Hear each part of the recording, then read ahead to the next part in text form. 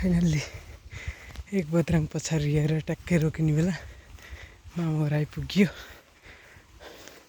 हिमाल सिमाल केही देखेँ होइन कुहिरोले।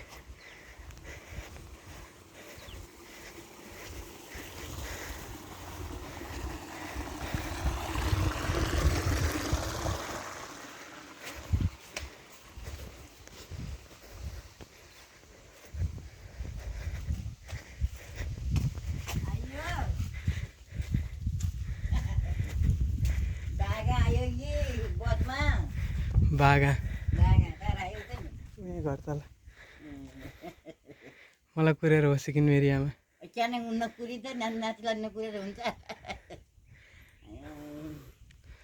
अरू पहाड घर टक्क मामा घर।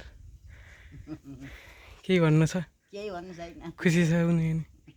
नाच्दा चाहिँ खुसी हुनु पर्यो। लिएर अझै त टक्क रेडी बनाएर सब थोक भोकले टाँट पल्टेहु। भात नि पाकिन्छ टिको लाउने अनि भात खाने। मैले जनै उठाएको छैन। खुसी त उठाउने हौ। मानेर उठाउँला नि अहिले त के भएर खानु त पर्यो। अहिले रवि यहाँ आएपछि उठायो भने केही भन्नु न ल। जनै उठाएको छैन कोलाई बाँडेको थियो नि।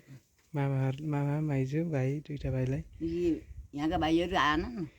कपिल आउनेवाला थिए तर के अरे कपिल काम सकेर आउँदाखेरि ढिलो पनि हुने रहेछ। अनि म बस्ने कहाँ गएर बस्ने थिएँ मामाहरू ससुराले गइहाले। म एक्लै उसलाई कुरेर कहाँ बस्ने। आउँछु भनेको थियो। आउँछ त आउँछु भनेको थिएँ। यहीँ आउँछ अरे। आउँदैनन् अब आजै फर्किन पर्ने थियो अरे। म आसँग आएदेखि आइहाल्थेँ। भ्याइएन अब लिएर आउनु। ताबाना त्यहाँ कुनै नै आएनन्। कमलले फोनै उठाएनन्। कपिलले फोन उठाएको थिएँ। बस नि कोही त मान्ने उठ्यो नि ता भनेर भानाउला नि पैसा जो पैसा कोही त भान्न सक्छ। खिमलासित उठायो भने त कता गयो है भाइ किन